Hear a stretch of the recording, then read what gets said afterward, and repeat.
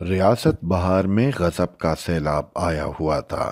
Lucknow university کے طالب علموں نے فیصلہ کیا کہ متاثرین سیلاب کے امداد کے لیے ایک پروگرام کر کے فنڈ جمع کریں گے۔ آئرین جو لکھنؤ یونیورسٹی سے ایم اے کر رہی تھی، ٹکٹ فروخت کرنے کے لیے پارلیمنٹ پہنچی۔ وہاں انہوں نے پہلا دروازہ کٹکھٹایا تو دروازہ لیاقت علی خان نے کھولا۔ آئرین نے آنے کا مقصد بتایا، بمشکل لیاقت علی خان نے ان سے ایک ٹکٹ خریدا۔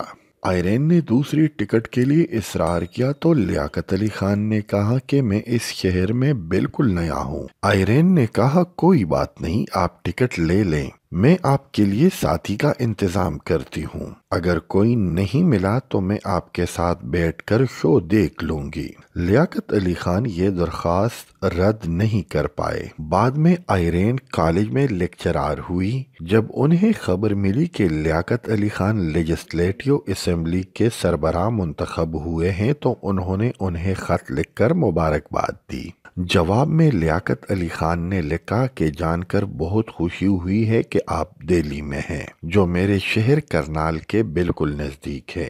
اس بار جب لکھنؤ جاتے ہوئے دہلی سے گزروں گا تو کیا آپ میرے ساتھ چائے پینا پسند کریں گی؟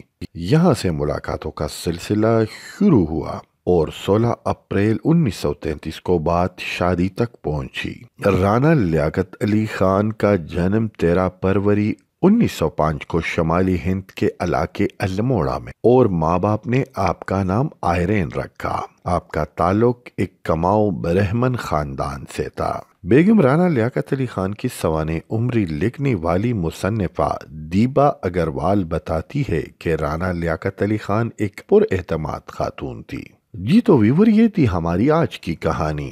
آپ کمنٹ کر کے بتائیں کہ آپ کو ہماری آج کی کہانی کیسی لگی۔ ویڈیو دیکھنے کے لیے آپ سب کا بہت بہت شکریہ۔